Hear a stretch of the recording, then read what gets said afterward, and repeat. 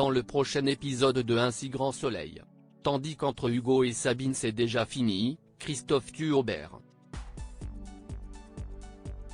Attention, les paragraphes qui suivent contiennent des spoilers sur l'épisode d'Un si grand soleil diffusé lundi soir sur France 2.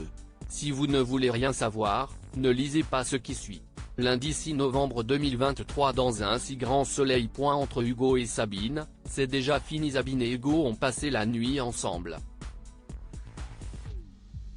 Au petit déjeuner, le médecin légiste invite Sabine à l'accompagner ce soir à un concert de jazz, ce qu'elle accepte avec plaisir. Toutefois, elle n'en revient toujours pas qu'ils aient passé la nuit ensemble. Il faut dire qu'Hugo était tellement sérieux pendant les cours de maths qu'elle n'aurait jamais pu imaginer qu'il se passe quelque chose entre eux. De son côté, Hugo n'aurait jamais pensé qu'elle puisse avoir une aventure avec l'un de ses élèves. Sabine le rassure tout de suite, c'est une première pour elle. Tandis qu'il cherche à savoir si elle regrette, Sabine affirme que non avant de préciser qu'elle a adoré la façon dont les choses se sont passées entre eux. Et autant dire que la professeure de maths a trouvé ce petit côté inattendu excitant. Sabine rejoint ensuite Johanna au sauvage et lui raconte sa soirée avec Hugo. Si l'avocate voit déjà le début d'une belle histoire, Sabine n'y croit pas trop.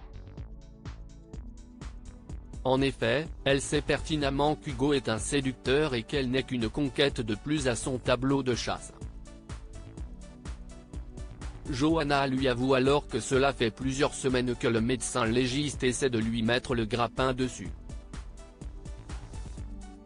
En entendant cela, Sabine perd immédiatement son sourire. Au commissariat, Hugo partage son bonheur avec Yann mais change le sujet de la conversation lorsque le commissaire Becker se joint à eux. C'est à ce moment-là que Sabine essaie d'appeler Hugo. Mal à l'aise, ce dernier rejette son appel puis s'éclipse dans une autre pièce pour la rappeler.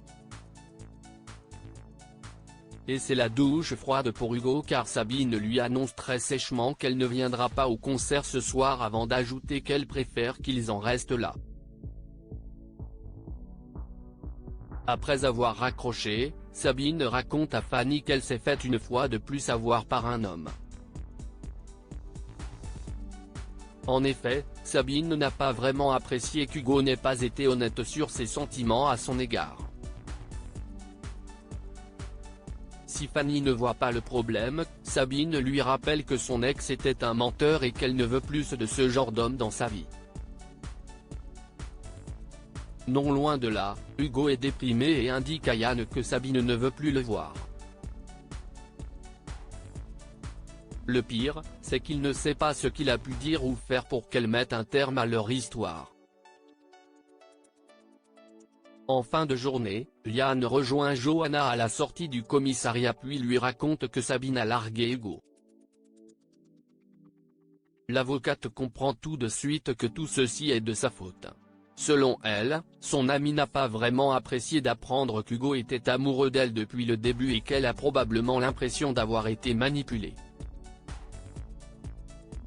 Christophe tue Aubert. Au petit matin, Christophe fait croire à Cécile qu'il a une grosse opération aujourd'hui qui nécessite plusieurs heures d'intervention.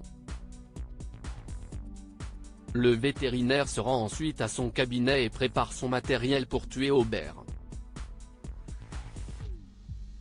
Une seringue contenant un poison mortel, une paire de gants et le fameux boîtier électronique qu'il a reçu la veille.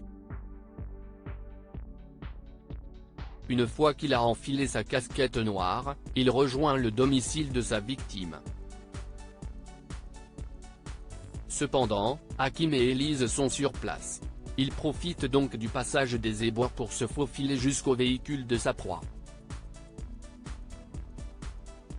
Il utilise le boîtier électronique pour ouvrir la voiture et monte alors à l'arrière.